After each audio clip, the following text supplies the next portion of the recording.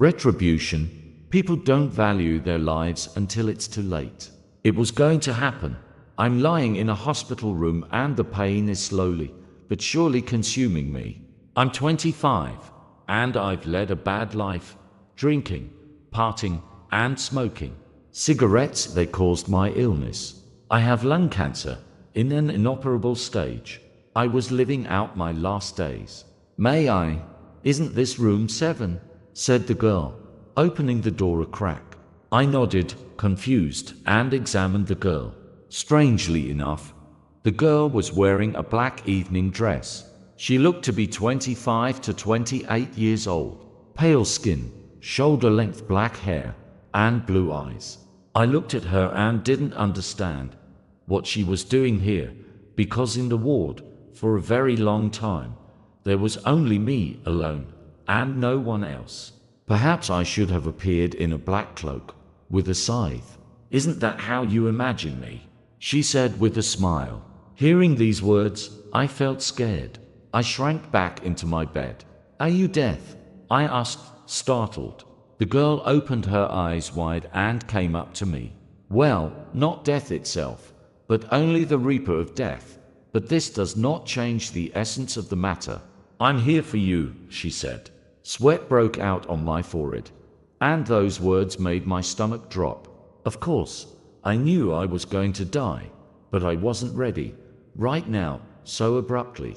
Don't worry, I didn't come to kill you. I have a suggestion, the Reaper said calmly. What's that? What does it mean to not kill? Questions started pouring into my head. I need someone who will help me, but this is not an easy job, although you have nothing to lose, she said, sitting down on a chair by the bed. I looked, with an interested look. There are people who live badly and with impunity. They commit evil and think that nothing will happen to them for it.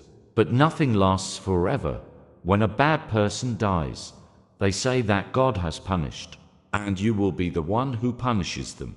You'll become something like an angel of retribution. What do you say? The girl got up from her chair and held out her hand to me. I thought about it. It all seemed like a delusion, a dying brain joking like that. But what if it doesn't? What have I got to lose? My father is dead, my mother is dead, and there are no relatives. A job. I'm doing an internship at a local hospital. There is no girlfriend, and few friends. I agree, I said and shook her hand. That's good. By the way, my name is Kira. Rest for now, and I'll come back later. With these words, Kira disappeared into thin air. Then there were 3 days of delirium. I felt sick. Then I vomited. Then I blacked out. I thought it was getting worse, but after a while, everything passed. The chief doctor came to see me, holding the report in his hands. He was in shock. The cancer was gone. No trace. A miracle is the doctor's only explanation. I checked out a week later. It was nice outside. Spring. The fresh air is so wonderful. So many colors. I was just walking around the city. It was already 8 o'clock. From all the experience, I wanted to smoke. Smoking kills. I heard behind me and turned around. Kira was standing behind him, holding a pack of cigarettes. She looked different. Black sneakers, blue jeans, black hoodie. When I saw her, I realized that the hospital incident was true. Are you ready? I have my first assignment, she said, coming closer. I didn't even have time to answer, as we found ourselves on the territory of an institution. There was a large courtyard, and people in identical clothes. The courtyard of the hospital. I thought to myself, don't worry, they can't see us, Kira said. I knew such places, and now finally, it became clear that this was a mental hospital. And here's the beginning of the case. Kira pointed to the bench where the guy was sitting.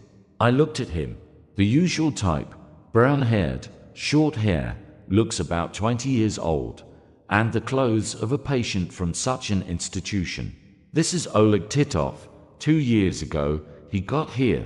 Hooligans stabbed him 8 times, and his girlfriend was raped and killed in front of his eyes.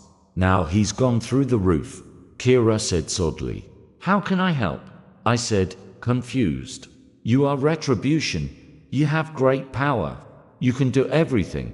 Telekinesis, teleportation, pyrokinesis, and so on. People can't kill you, and you have to punish those who did it. There's a lot of injustice in the world, so there are people like you, but there aren't many of them, and they don't have time to save everyone. So sometimes they let you recruit new ones. For example, Kira explained. I walked through the park and thought about her words. I heard footsteps from behind, and out of the corner of my eye I noticed two figures approaching me quickly. Hey, do you want a cigarette?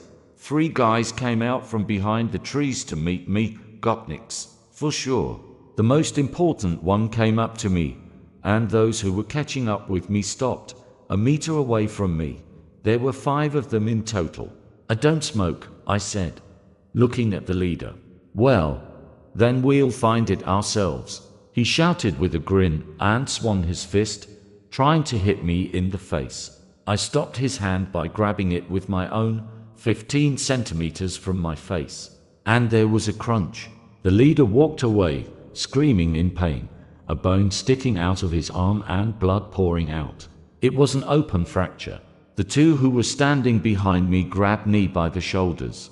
Turning to one of them, with a deft movement, I plunged my hand into him, piercing his chest, and pulled out his heart. Then, he turned around and broke his friend's neck. The leader was still yelling, holding his hand. Approaching him, I easily tore off his arm, which was broken. He howled and fell to the ground, bleeding. The other 2 started running, but I teleported right to them. One glance was enough for me to send one flying into a tree. The other one started running, in the opposite direction. I remembered Kiri's words about pyrokinesis. Concentrated, and a fireball appeared in my hand. I threw it at Gopnik with force and he lit up like a match. The guy near the tree came to his senses. Blood was flowing from his bald head. I grabbed a rock and ran to him. I kept hitting him until he stopped making noises. I looked around. The leader, missing an arm, had died of blood loss, and another was burning down, but was no longer alive. Everyone was dead. Sirens sounded somewhere. I pulled up my hood and disappeared. It's not enough imagination for the first time, Kira said. We were standing on the roof of an unfinished house. The police did not find any traces. It's a caper, Kaylee. You're doing great, she continued. After all that happened, I took out a cigarette and lit it. I still didn't believe what was happening, but I was glad that evil had been punished. Do you smoke? Well, smoke, they won't kill you anymore, but that's the point. So develop your strength. You still have a lot of things ahead of you. It will come in handy, Kira said thoughtfully, with a smile, looking at the sunrise.